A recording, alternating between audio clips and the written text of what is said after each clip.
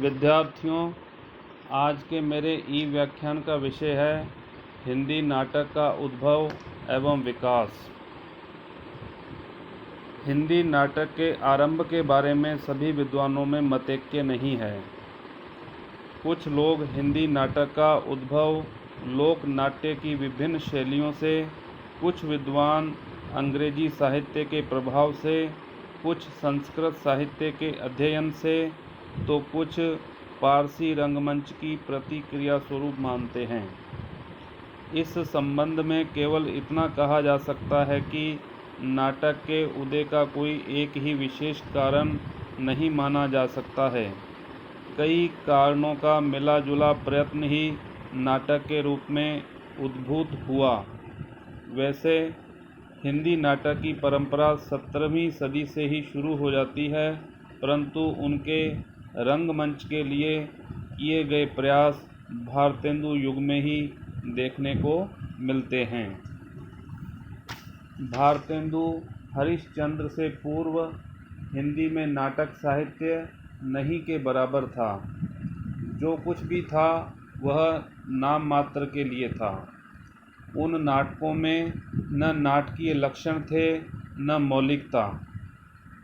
अधिकांश नाटक संस्कृत के नाटकों के आधार पर लिखे हुए पद्यबद्ध नाटकीय काव्य थे। इस प्रकार के नाटकों में विद्यापति का रुक्मणी परिणय, हृदयराम द्वारा लिखा गया हनुमान नाटक, महाराज यशवंत सिंह का लिखा हुआ प्रबोध चंद्रोदय नाटक, देव कवि द्वारा लिखा गया देव माया प्रपंच तथा नेवाज कवि द्वारा लिखा गया शकुंतला नाटक उल्लेखनीय हैं।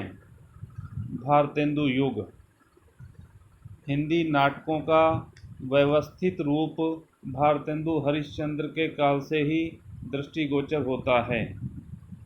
पारसी थिएटरों और नाटक कंपनियों के असाहित्यिक एवं अव्यवस्थित नाटकों की प्रतिक्रिया के फलस्वरूप भारतेंदु जी ने नाटक लिखना आरंभ किया। भारतेंदु युग के नाटककारों में भारतेंदु हरिश्चंद्र ही प्रमुख नाटककार थे। उन्होंने लगभग 13 मौलिक तथा अनूदित नाटकों की रचना की। भारत दुर्दशा यह आपके पाठ्यक्रम में भी है। इसके अतिरिक्त नील देवी, अंधेर नगरी, प्रेम योगिनी, चंद्रावली, वैदिकी हिंसा हिंसा न भवति, विशस्य विस्मोधम आदि आपकी मौलिक नाटक कृतियाँ हैं। भारतेंदु के नाटकों में सत्य हरिश्चंद्र सबसे अधिक प्रसिद्ध नाटक है। भारतेंदु के समकालीन लेखकों में लाला श्रीनिवास दास ने रणधीर, प्रेम मोहिनी, प्रहलाद चरित्र तथा संयोगिता स्वयंवर ये 4 नाटक लिखे। बद्री नारायण चौधरी प्रेमधन ने भारत सौभाग्य, वीरांगना रहस्य और वृद्ध विलाप नाटक लिखे। भारतेंदु तथा उनके समकालीन लेखकों द्वारा लिखे गए नाटकों में सामाजिक कुरीतियों के प्रति तीखा व्यंग्य होता था।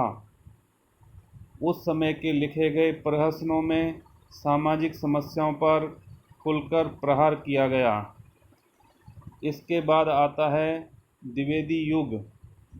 आचार्य पंडित महावीर प्रसाद द्विवेदी युग में नाटकों का विशेष विकास नहीं हो पाया। यद्यपि इस बीच भी कई नाटकों की रचना हुई, परंतु बद्रीनाथ भट्ट के अतिरिक्त कोई विशेष प्रतिभाशाली नाटककार का प्रादुर्भाव नहीं हुआ। इसके कई कारण थे। सर्वप्रथम हमारे यहाँ रंगमंच का अभाव था तथा अभिनय कला का प्रचार कम था। सभ्य समाज में अभिनय को अच्छी दृष्टि से नहीं देखा जाता था। भारतेंदु ने जिस हिंदी रंगमंच की स्थापना की थी वह भी पारसी थिएटर कंपनियों की तड़क भड़क जनता की भद्दी रुचि, गद्य पद्य मिश्रित चलती हुई भाषा तथा उर्दू लेखकों के चुलबुलेपन के कारण स्थिर न रह सका। इस युग में जो साहित्यिक नाटक लिखे गए उनमें बद्रीनाथ भट्ट के कुरुवन दहन, चंद्रगुप्त, तुलसीदास और दुर्गावती, माधव शुक्ल का महाभारत, मिश्र बंधुओं का नेत्रोन्मीलन, आनंद प्रसाद खत्री का संसार स्वप्न आदि उल्लेखनीय हैं। इसी युग में मैथिली शरण गुप्त ने चंद्रहास तथा माखनलाल चतुर्वेदी ने कृष्णार्जुन युद्ध नाटक लिखा। उसके बाद आता है प्रसाद युग।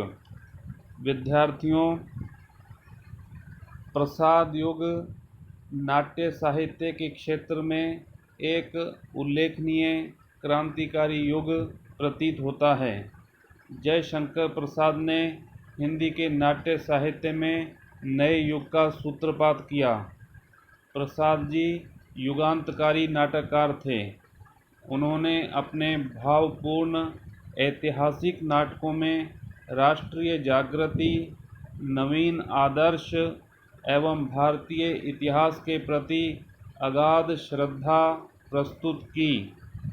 प्रसाद जी के ऐतिहासिक नाटकों में सबसे पहली रचना राज्यश्री है। इसमें हर्षकालीन भारत का चित्रण है। अजातशत्रु से प्रसाद जी की नाटककार रूप में ख्याति हुई। स्कंदगुप्त और चंद्रगुप्त प्रसाद जी के सर्वोत्कृष्ट नाटक हैं। ध्रुव स्वामिनी ऐतिहासिक नाटक है। यह आपके पाठ्यक्रम में भी है। इसमें नाटककार ने यह सिद्ध करने का प्रयत्न किया है कि प्राचीन काल में भी विधवा विवाह होते थे। अतः इस नाटक के माध्यम से, ध्रुव स्वामिनी नाटक के माध्यम से प्रसाद जी ने विधवा विवाह अथवा पुनर्विवाह को अत्यंत महत्व प्रदान किया है। सज्जन, जनमेजय का नाग यज्ञ, एक घूंट आदि इनके अन्य नाटक हैं। प्रसाद जी दार्शनिक एवं कवि थे। अतः उनकी समस्त रचनाओं में गंभीर चिंतन, द्वंद्व, सूक्ष्म चरित्र चित्रण, गंभीर सांस्कृतिक वातावरण तथा सुगठित कथानकों के कारण प्रसाद जी के नाटक बहुत उच्च कोटि के हैं। प्रसाद जी के नाटक साधारण पाठक के लिए न होकर साहित्यिक अभिरुचि के पाठक और परिष्कृत रुचि के दर्शकों के लिए हैं। प्रसाद युग के अन्य नाटककारों में गोविंद वल्लभ पंत, माखनलाल चतुर्वेदी, पांडेय बेचन शर्मा उग्र, प्रेमचंद आदि उल्लेखनीय नाटककार आते हैं। उसके बाद आता है आधुनिक युग के नाटक। आधुनिक युग के नाटककारों में हरिकृष्ण प्रेमी, लक्ष्मी नारायण मिश्र, उदय शंकर भट्ट, सेठ गोविंद दास तथा उपेंद्रनाथ अश्क अधिक प्रसिद्ध हैं। हरिकृष्ण प्रेमी ने रक्षाबंधन, विषपान, आहुति, प्रतिशोध, प्रकाश स्तंभ, पाताल विजय नाटक लिखे।